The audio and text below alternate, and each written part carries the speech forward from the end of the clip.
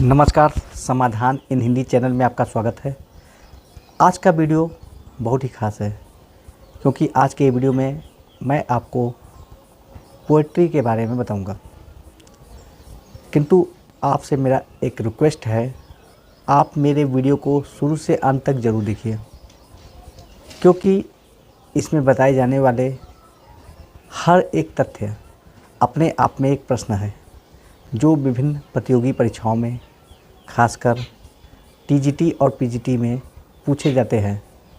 और यह वीडियो अपने आप में एक दीर्घ उत्तरीय प्रश्न है जिसे स्नातक और परास्नातक लेवल पर पूछा जाता है।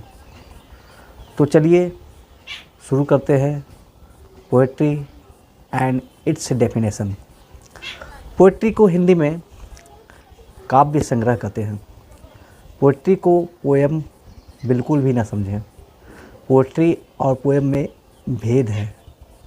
पोएम एक सिंगल कविता होती है जबकि पोएट्री कविताओं का संग्रह होता है।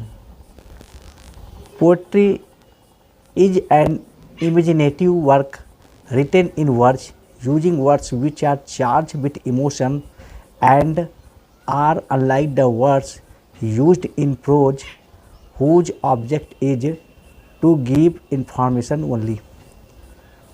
तो पोएट्री एक कल्पना होती है जिसे कविता के माध्यम से व्यक्त किया जाता है और यह कल्पना इमोशन से प्रेरित होती है। इसके शब्द और इसके प्रभाव प्रोज से भिन्न होते हैं। प्रोज का उद्देश्य इन्फॉर्मेटिव होता है, यानी जो केवल सूचना प्रदान करती है। कविता के माध्यम से कवि अपने अनुभवों या घटना के ब्यूटी अथवा ट्रुथ इस प्रकार रीडर के सम्मुख प्रस्तुत करता है जिसको उसने कभी नोटिस ही न किया हो। पोएट्री कवि के हृदय से उत्पन्न होती है। कविता को लिखने में विशेष ज्ञान की आवश्यकता नहीं होती है, बल्कि कविता हृदय में अपने आप उत्पन्न होती है और कवि की भावनाओं को कागज़ पर व्यक्त करती जाती है।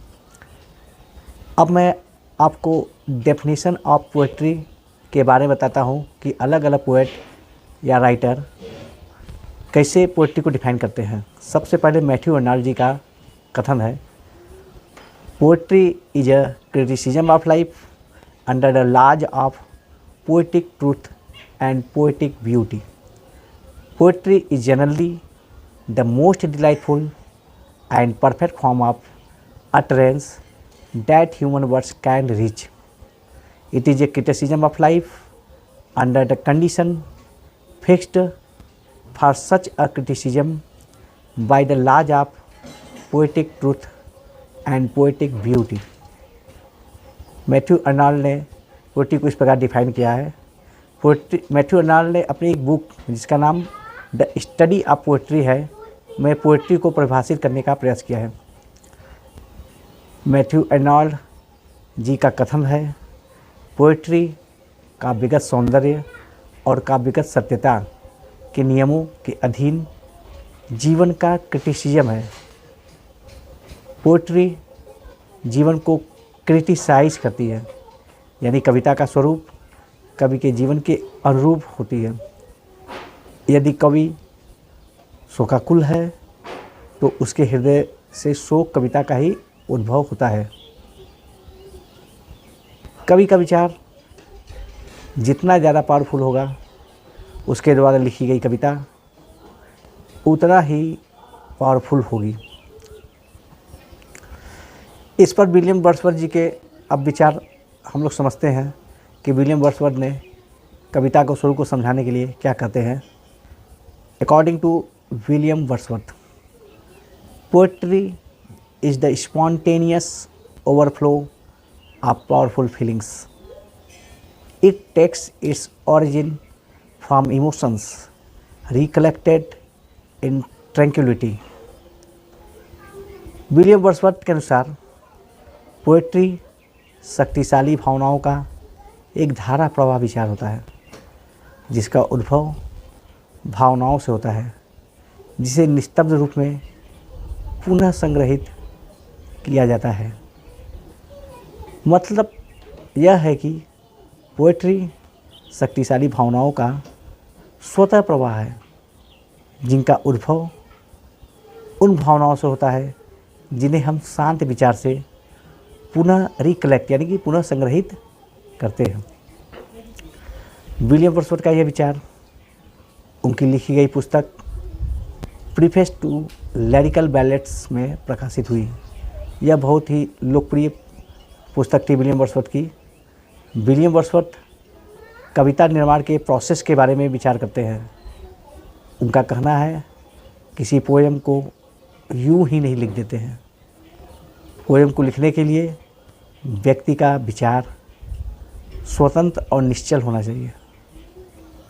पोएम को लिखने के लिए तथाकथित कठोर नियमों का प्रयोग हम नहीं कर सकते, बल्कि यह कवि के हृदय में धीरे धीरे करके आती जाती है और कवि इसको अपनी कविता के माध्यम से एक नदी के प्रवाह की भांति लिखता चला जाता है।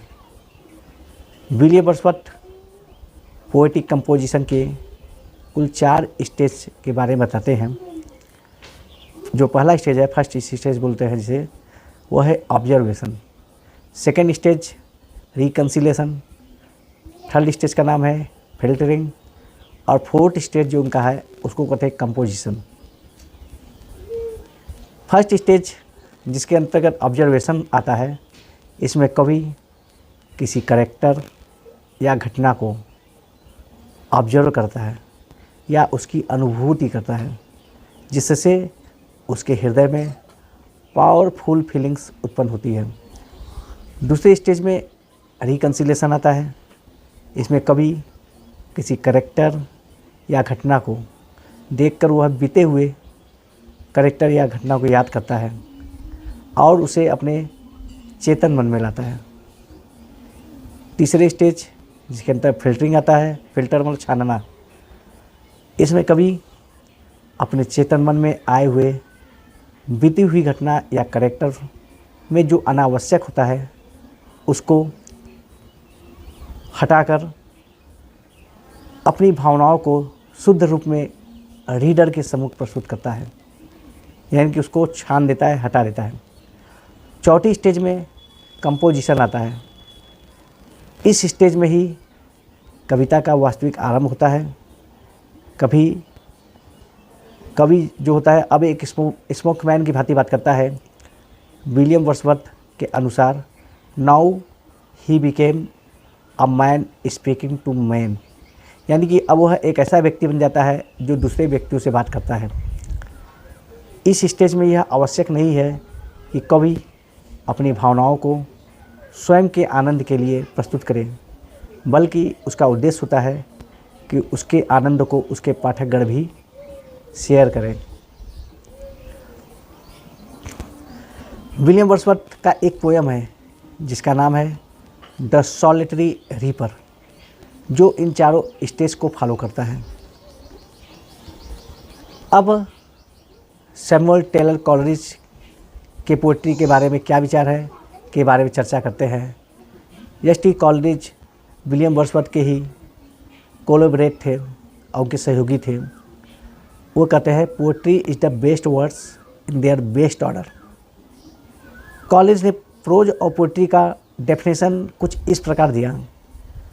Pros is a words in their best order while poetry is the best word in their best order.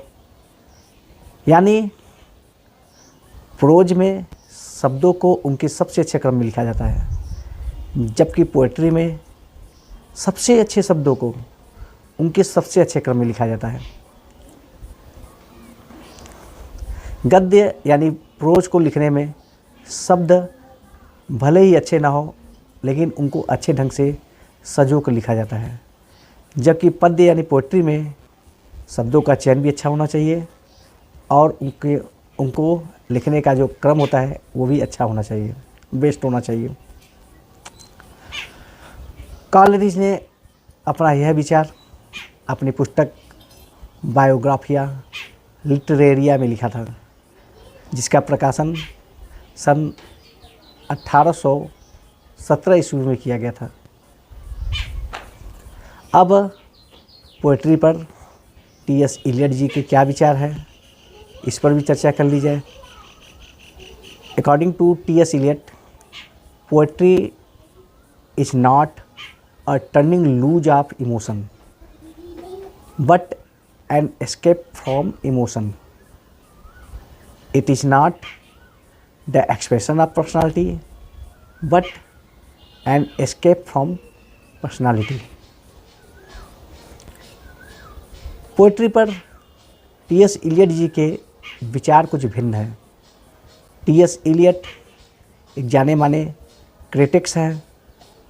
T.S.. Eliot जी का कहना है, पोएट्री भावनाओं से नहीं लिखी जाती है, बल्कि यह भावनाओं से पलायन है। यह व्यक्तित्व की अभिव्यक्ति नहीं है, बल्कि यह व्यक्तित्व से पलायन है।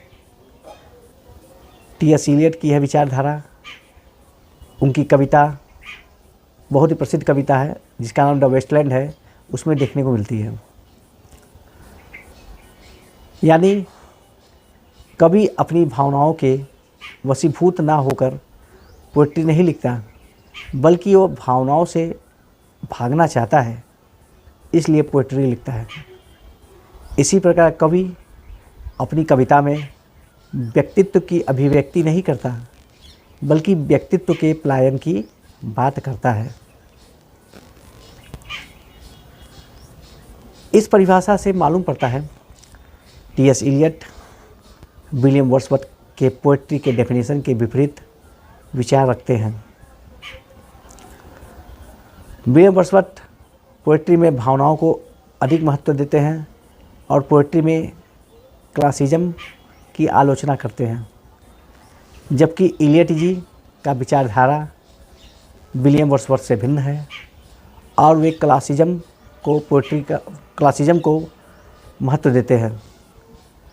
टी.एस. इलियट ने पोएट्री का यह डेफिनेशन अपनी पुस्तक ट्रेडिशन एंड इंडिविजुअल टैलेंट में प्रस्तुत किया था, जिसका प्रकाशन 1919 है। इसे 1919 में द इगोइस्ट पत्रिका में 2 भागों में अलग अलग मंथ में प्रकाशित किया गया था। टी.एस. इलियट अपनी पुस्तक में, जिसका नाम ऑन पोएट्री एंड पोएट्स है, जिसका प्रकाशन वर्ष भी सन 1919 ही है, इसमें पोएट्री और पोएट्स के बारे में उनके अनेक लेक्चर और ऐसे देखने को मिलेंगे, जो निश्चित रूप से बहुत ज़्यादा प्रसिद्ध हुए। टी.एस. इलियट के एक बहुत ही चर्चित दोस्त थे जिनका नाम एजरा पाउंड था। उन्होंने टी.एस. इलियट से कहा था, उन्होंने स्वयं कहा कि टी.एस. इलियट की पोएट्री में पोएट्स का कोई महत्व नहीं होता है, बल्कि उसके द्वारा रचित कविताओं का महत्व होता है। The poet's own personality does not matter as it's the poetry that she or he produces that is the important. Poetry पर पी.वी. शैली के क्या विचार है, अब इस पर चर्चा करते हैं।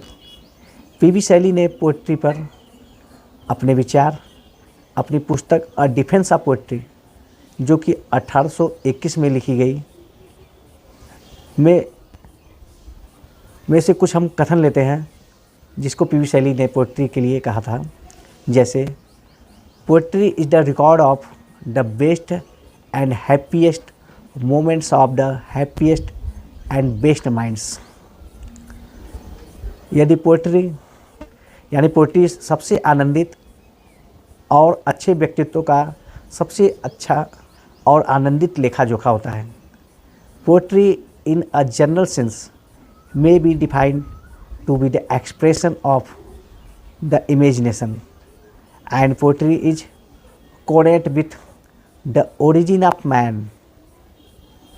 पोएट्री को सामान्यतः कल्पनाओं की अभिव्यक्ति के रूप में परिभाषित किया जा सकता है और इसका संबंध मनुष्य के उद्भव से है। Poetry is a mirror which makes beautiful that which is distorted. यानी पोएट्री एक प्रकार का दर्पण होता है जो कि बदसूरत वस्तु को भी खूबसूरत बना देती है। Poetry is a sword of lightning ever unsheathed which consumes the scabbard that would contain it। Poetry एक नंगी चमकती हुई तलवार होती है जो उस म्यान को भी नष्ट कर देती है जिसमें वह निवास करती है, अर्थात जिसमें वह रहती है। All high poetry is infinite. It is as the first acorn which contained all oaks potentially। सभी उच्च कविताएं अनंत हैं और यह एक प्रकार के एकोर्न फल की तरह होते हैं जिसमें संभावित रूप से हर प्रकार के ओक वृक्ष समाहित होते हैं। यानी हम कह सकते हैं कि इनकी संभावनाएं असीमित और अनंत है। हम जितनी कल्पना कर सकते हैं वे सभी कविताओं में देखने को मिलती है। रॉबर्ट फ्रॉस्ट पोएट्री के बारे में कहते हैं, poetry is when an emotion has found it's thought and the thought has found words. यानी जब भावनाएं विचार को प्राप्त कर लेती है और विचार शब्दों को प्राप्त कर लेती है तो पोएट्री का निर्माण होता है। यानी इमोशन से विचार का, विचार से शब्दों का और शब्दों से कविता का निर्माण होता है। मेरी ओलिवर का पोएट्री पर विचारधारा कुछ इस प्रकार है, poetry is not a profession, it is a way of life, it is an empty basket, you put your life into it and make something out of that. यानी पोएट्री कोई व्यवसाय नहीं है बल्कि यह जीवन जीने का ढंग है। यह एक खाली टोकरी के समान होती है जिसमें यदि आप अपने जीवन को लगा देते हैं तो इससे निकलने वाली चीज़ अलग होती है। यानी वह निकलने वाली चीज़ पोएट्री बन जाती है। जॉन केज कहते हैं, there is a poetry as soon as we realize that we possesses nothing. यानी जब हमें यह महसूस होने लगे कि हमारे पास कुछ नहीं है, यानी हम अकेले हैं, तो दिल से जो गीत निकलती है वह पोएट्री बन जाती है। विलियम हैजलिट के अनुसार poetry is that is word remembering in life. वह सभी कुछ जिसे जीवन में याद रखा जाए पोएट्री होता है। एनीवे, पोएट्री पर अलग अलग विद्वानों की अलग अलग विचारधाराएं हैं। हम यह नहीं कह सकते कि कौन सा विद्वान पोएट्री के परिभाषा के कितने करीब पहुंचा है, पर इतना स्पष्ट ज़रूर है कि सभी विद्वानों की विचारधाराएं पोएट्री की आत्मा को अवश्य स्पर्श करती है, जो उसके स्वरूप को बताने में मदद करती है। आज के वीडियो में बस इतना ही। जो तथ्य मैंने आपको इस वीडियो में मैंने बताया है उसको मैं अलग अलग सोर्स से मैंने कलेक्ट किया है और कलेक्ट करके इस वीडियो के माध्यम से मैंने आपके सम्मुख प्रस्तुत किया है। यह वह अमृत है जो आपके विभिन्न प्रतियोगी परीक्षाओं में निश्चित रूप से लाभ प्रदान करेगा। आशा करते हैं आपको मेरा यह वीडियो पसंद आया होगा। यदि आपको मेरा यह वीडियो पसंद है तो मेरे इस वीडियो को लाइक कीजिए, अपने दोस्तों के बीच में शेयर कीजिए, और यदि अभी तक आपने मेरे चैनल समाधान इन हिंदी को सब्सक्राइब नहीं किया है तो मेरे चैनल समाधान इन हिंदी को सब्सक्राइब करें और घंटी का बटन ज़रूर दबा दें ताकि मेरे नए वीडियो का नोटिफिकेशन आपको मिल सके।